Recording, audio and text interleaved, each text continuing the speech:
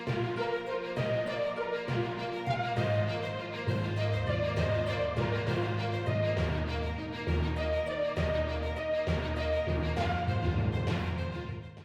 कार्यालय में आज 18 मार्च को होने वाले होली त्योहार को लेकर आज जिला कार्यालय में शांति समिति की बैठक आहूत की गई, जिसमें सर्वसम्मति से निर्णय लिया गया कि होली और शबे बारात शांति व भाईचारे के साथ मनाया जाएगा।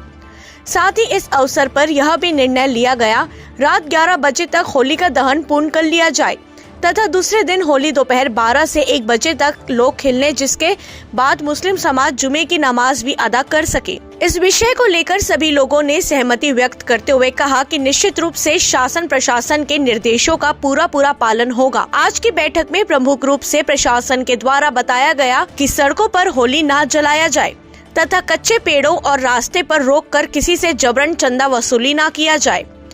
होली के दिन नगर पालिका को जिम्मेदारी दी गई कि पानी की समुचित व्यवस्था की जाए। साथ ही होली का दहन पर मोटरसाइकिल में 3 सवारी चलने वाले और शराब पीकर वाहन चलाने वालों पर सख्ती से कार्रवाई की जाए। वाले 2 त्योहार जो है होली और शबे बारात उसको लेके हुई थी और निर्णय वही हुए है कि दोनों त्योहार बहुत ही सद्भावनापूर्ण और सभी समाजों को मिलके साथ में मनाना है, शांति से मनाना है।